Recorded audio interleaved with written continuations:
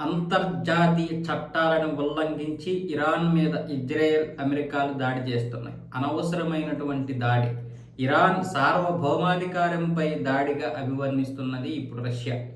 నిప్పుతో చెలగాటమాడుతున్నారు మీరు. అనవసరమైనటువంటి చెలగాటం ఇది. దీనివల్ల రష్యా మిత్ర దేశాలు కూడా దెబ్బతింటున్నాయి అన్న విధంగా ఇప్పుడు రష్యాకి చెందినటువంటి ఐక్యరాజ్య సమితిలో రష్యా శాశ్వత ప్రతినిధి వసిలీ నెబెంజియా అయితే డిమాండ్ చేశారు.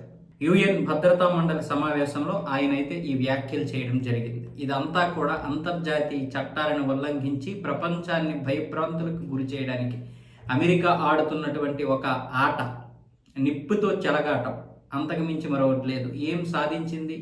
ప్రపంచ దేశాలని ఆర్థిక సంక్షోభంలోకి నెట్టడానికి తప్ప ఇంకెంతకు మించి ఏం చేసింది? ఆ విధంగా అయితే వసీలి గారు మాట్లాడారు. కరెక్టే కదా, అందులో తప్పే ఉంది. ఆయన ఇప్పుడు మాట్లాడినటువంటి మాటల్లో అతిశయోక్తి అయితే ఏమీ లేదు. వాస్తవానికి ఈ యుద్ధము రష్యాకు కూడా ఒక విధంగా ప్లస్ పాయింట్. ఇప్పుడు ఐక్యరాజ్య సమితిలో వాళ్ళు ఏ విధంగా అయినా మాట్లాడవచ్చు, కానీ ఒక విధంగా ఈ యుద్ధం ఇరాన్కి దెబ్బ అయితే అవ్వచ్చు, కానీ ఇరాన్ పేరుతో ఇప్పుడు రష్యా వెనక నుండి నడిపిస్తున్నటువంటి ఒక పెద్ద ఆట.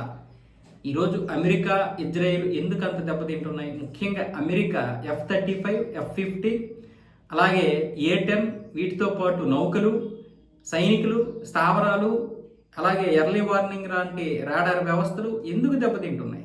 ఎలా దెబ్బతింటాయి? ఇరాన్కి అంత క్యాపబుల్ ఎక్కడ ఉంది? అంత కెపాసిటీ ఎక్కడ ఉంది? అంత పోరాట పటిమైతే ఉండొచ్చు, పోరాట పటిమ, కానీ టెక్నాలజీ ఎక్కడ ఉంది? వెనక నుంచి రష్యా ఇస్తుంది. అందరం అనుకుంటాం నిఘా మాత్రమే ఇస్తుంది, రియల్ టైం నిఘా వ్యవస్థ కాబట్టి ఆ ఇంట్లు మాత్రమే ఇస్తుంది అనుకుంటాం. కేవలం ఇంటెలిజెన్సీ కాదు, టెక్నాలజీతో కలిపి మొత్తం దెబ్బ కొడుతుంది. అమెరికా రష్యాని ఎంత ఏడిపించిందో దానికి 10 రెట్లు ఇప్పుడు ఏడిపిస్తుంది అమెరికాని.